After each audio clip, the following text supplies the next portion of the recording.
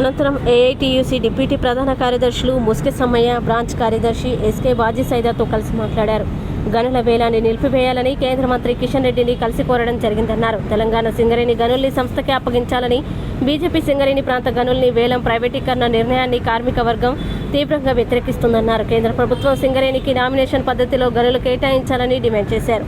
ఈ కార్యక్రమంలో ఏఐటీయూసీ జిల్లా కార్యదర్శి మేకలదాసు, సిపిఐ మండల కార్యదర్శి జోగుల మల్లయ్య, ఏరియా కార్యదర్శి ప్రసాద్ రెడ్డి, పిట్ కార్యదర్శులు గ్లోపల్లి రామచందర్, నరసింహారావు, తిరుపతి, లక్కిరెడ్డి, సత్యరెడ్డి, జీపీరావు పాల్గొన్నారు.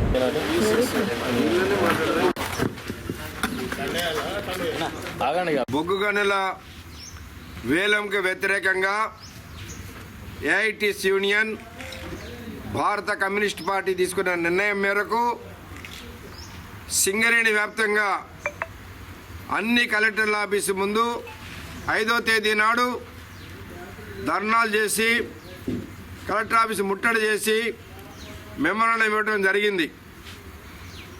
8వ తేదీ నుండి అన్ని జనరల్ మేనేజర్ల ఆఫీసు ముందు నిరాహార దీక్షలు చేస్తూ ఉన్నాం.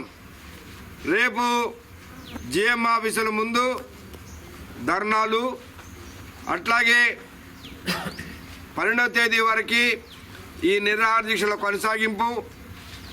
18వ తేదీ నాడు హైదరాబాదులో వేలం వేసే ప్లేసులు ధర్నాలు చేసి బొగ్గనుల వేలంకి వ్యతిరేకంగా పోరాట కార్యక్రమం చేపట్టడం అనేది జరిగింది. నిన్న ఏఐటీసీ యూనియన్ ఇంకా కొన్ని కార్మిక సంఘాలతో కలిసి బొగ్గనుల శాఖ మంత్రి కిషన్ రెడ్డి గారిని కలిసి, మీరు తెలంగాణ బిడ్డగా ఈ ప్రాంత బొగ్గు బావులని వేలం లేకుండా సింగరేణికే కేటాయించాలని అడిగాం.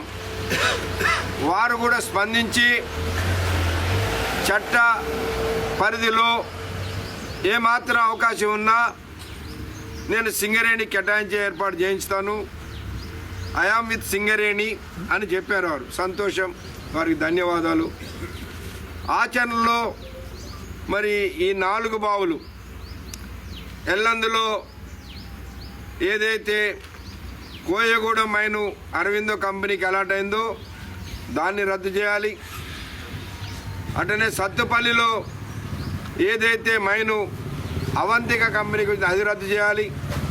ఆ 2 బావులు శ్రావణపల్లి KK6 నామినేషన్పై సింగరేణికి ఇవ్వాలని, అట్లాగే మేము ఇంకో మెమోరాండంలో కిషన్ రెడ్డి గారికి నిన్న రామకృష్ణాపురం ఓసి పర్మిషన్స్ లేక 2 సంవత్సరాలు మూతపడే ప్రమాదం వచ్చింది.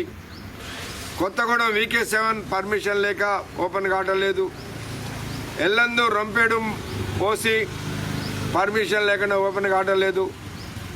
అట్లనే Manuguru OC2 dip side extension లేక పర్మిషన్ రాక అది కూడా మరి ప్రారంభం కావట్లేదు.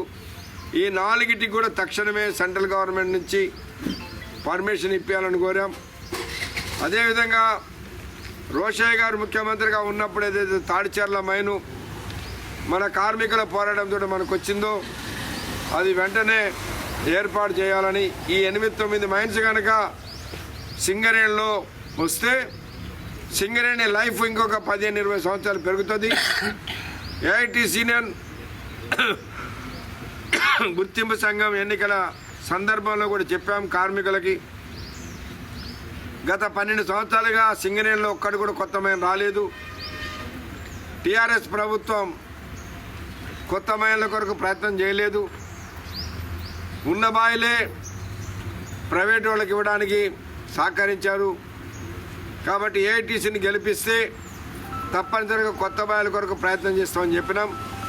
దానిలో భాగంగానే ఈనాడు సింగరేణి వ్యాప్తంగా పోరాటం చేసినా సరే కొత్తగా వచ్చే బాయిలు వేలంలో లేకుండా నామినేషన్ పద్ధతిలో సింగరేణికి వచ్చే విధంగా ఏఐటీసీ పోరాటం చేస్తుంది.